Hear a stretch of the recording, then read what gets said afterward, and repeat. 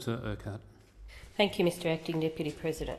The first Australian International Women's Day rally took place in the Sydney Domain on March the 25th, 1928. It was organised by the militant women's movement and called for equal pay for equal work, an 8-hour day for shop girls, no piecework, the basic wage for the unemployed and annual holidays on full pay. The day has been variously seen as a time for asserting women's political and social rights, for reviewing the progress that women have made, or as a day for celebration. I had the pleasure of speaking last Friday at the City of Devonport 2012 International Women's Day breakfast, where 100 women attended, and 33 women were acknowledged for inspiring others through their contribution to their community. These special women were nominated by Devonport residents in appreciation of their generosity and community spirit. These are the stories provided by their nominators. Anne Hodgkinson is an amazing teacher and mentor. Her role in teaching community services programs and supporting students with special needs is simply awe-inspiring. Ari Van Esden has dedicated the last 24 years to helping migrants integrate into the Devonport area by teaching them English with passion and compassion. Beth Cahill is always willing to lend a hand at a second's notice to enrich the lives of elderly residents for their final chapter of life. Bev Ahern has been a regular volunteer at the Meercroft Aged Care Facility for many years, a member of CWA for many years, including executive roles and managing the Hawley Holiday Home. Cheryl Harrison is a caring mother of 5, grandmother of 10 and registered nurse. Cheryl carefully drives the Red Cross car and cares for City of Devonport Brass Band. Claire Williams is passionately community-minded, with her empathy and compassion touching many. Claire is inspirational and a role model to all women. Claire offers enthusiasm and practical help to mums who feel isolated in their community after having children. Heather Cooper is a driving force for positive change within our community as a member of the CWA. Heather makes a difference in people's lives, providing opportunity for extended services and encouraging women to share their life experiences with others within our community.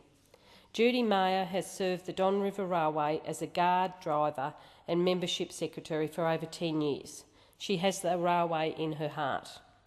Karen Phoebe has displayed innovation, ideas and energy that have resulted in newfound confidence and training and employment opportunities for disabled, marginalised and Indigenous clients.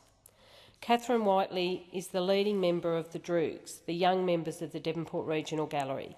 She plays an important role in organising art and cultural events for the youth of the North West Coast.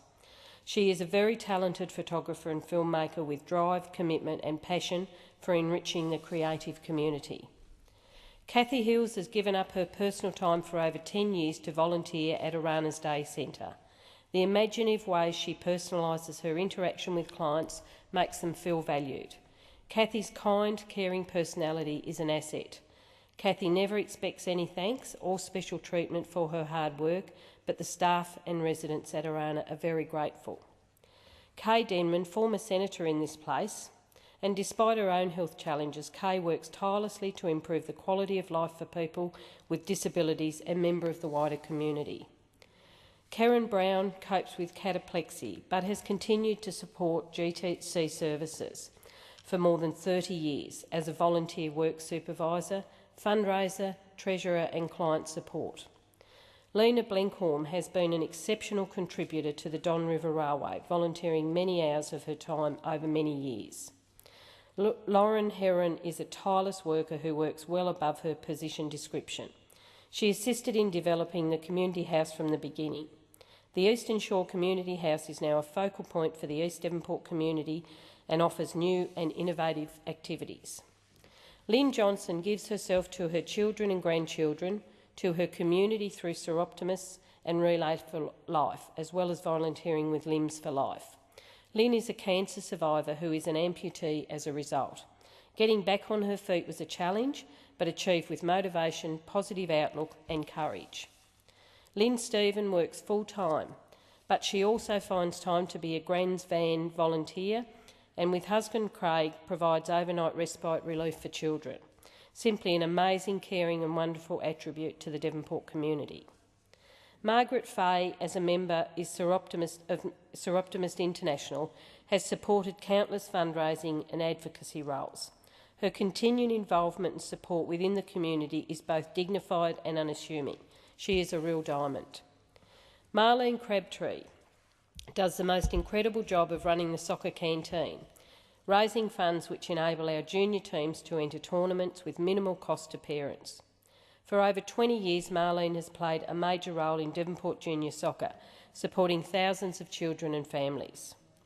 Mary Hanson is an outstanding employee, contributing many hours of unpaid work to support college events.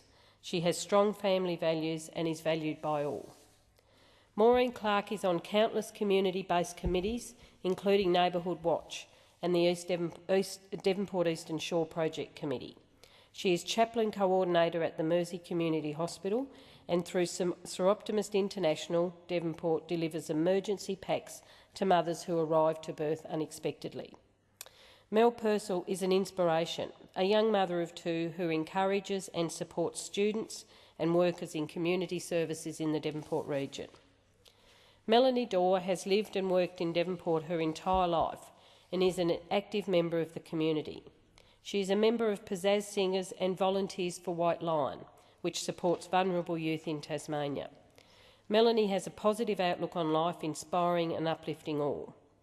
Marilyn Sent says yes whenever something needs to be done without praise and through whatever hurdles appear in her own life.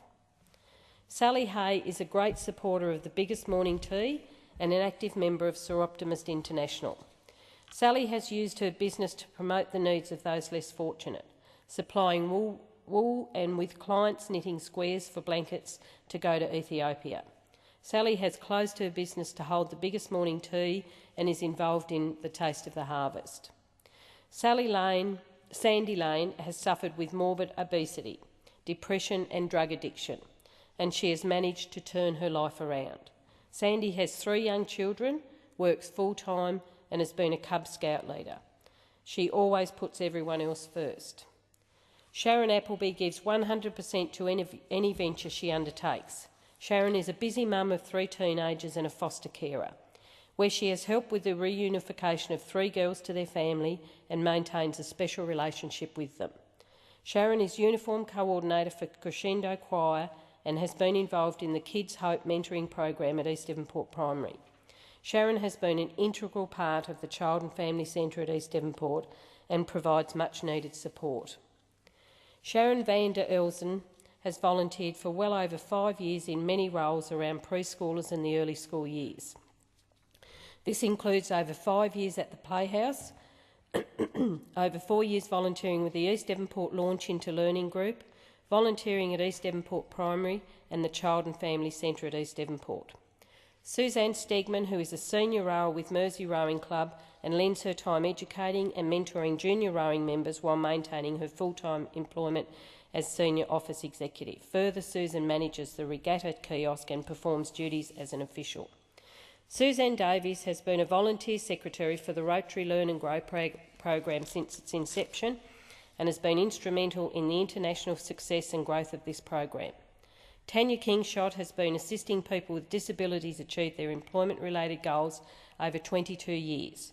This has resulted in greater opportunities and experiences for clients.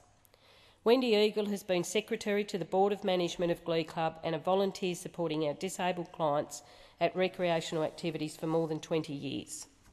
Wynne Saunders has volunteered hours of her time at Coringal over 25 years.